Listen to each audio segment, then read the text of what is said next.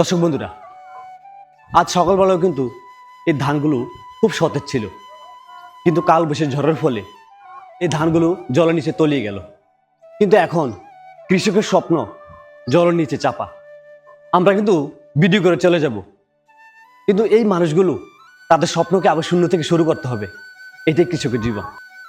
আজকে রাত্রবেলা যখন হয়ে যাবো বৃষ্টি, তখন কালকে এই জলার ভিতরে নামতে পারতাম না, সব কিছু তলায় লয়ে যাবো। তো আমরা গরিব মানুষ সবাই মানে না খাই মরতে আছি। 6টার সময় থেকে দেখা গেল আমরা মাঝে যে বৃষ্টি আসছিল আধা ঘন্টা গ্যাপ দিচ্ছি, গ্যাপ দিয়ে বৃষ্টির মধ্যে আসছি। এরপরে যে যে ঠাড়াগুলি মারছে, ও ঠাটার মধ্যে আমরা মরণের যে ভয় নিয়েছি না, পেটের মানে দুটা ভাত খাওয়ানো লাগে, ওই ঠাটার মধ্যে পর্যন্ত আমরা কাটছি। যখন একটা বড় না বরঞ্চ খাওয়া সকালে জল ভাত মানে এক মুঠ খাইয়েছিলাম, ওই জল ভাতের মধ্যে এখনো পর্যন্ত না খেয়েই আছে। কাকা কি করবো, ওইটি নিয়ে গেলে খাওয়ার আশা না খেয়ে তাই যেমন আমরা আজকের দিনটা রোজার মতন পালন করতে আছি।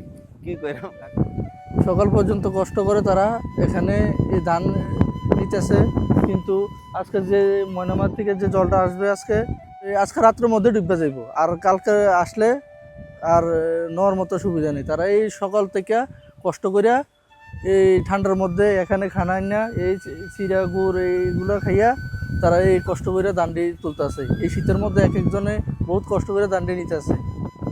কৃষকরা কত কষ্ট করে এই ফসল ফলায়, এই ফসল এই কাল বৈশাখী জ্বরে নিয়ে জায়গা কত কষ্ট করে তারা দরকার জান দিয়ে লাগবে, তবু তারা এই ফসল যেমন তুলব। তারা গতকালকে খেত শুকনা ছিল, আজকে ভোরবেলা শুকনা ছিল, দুপুরবেলা কালবাসীকে জ্বর আছে, আনার পরে তোর পরে ধান বাবা ছিল, লোকজন ডাকে আনিয়া আমরা ধান কাটাছি, কাটা উপরের দিকে তুলতে আছি। আর কিছুক্ষণ পরে পুরো তল করে দেবো, এদের লোক আনিয়া উপরের দিকে তুলতে আছে। আরও অনেক কিছু খেত আছে, করে দেবো আজকে সন্ধ্যাবেলা যদি বৃষ্টি আসে তল করে দেবো। কিছু করার না, করে বৃষ্টি এভাবে দিয়ে বৃষ্টি হবো আমরা জানি না। আর ধানটা একটু কাঁচা আছে,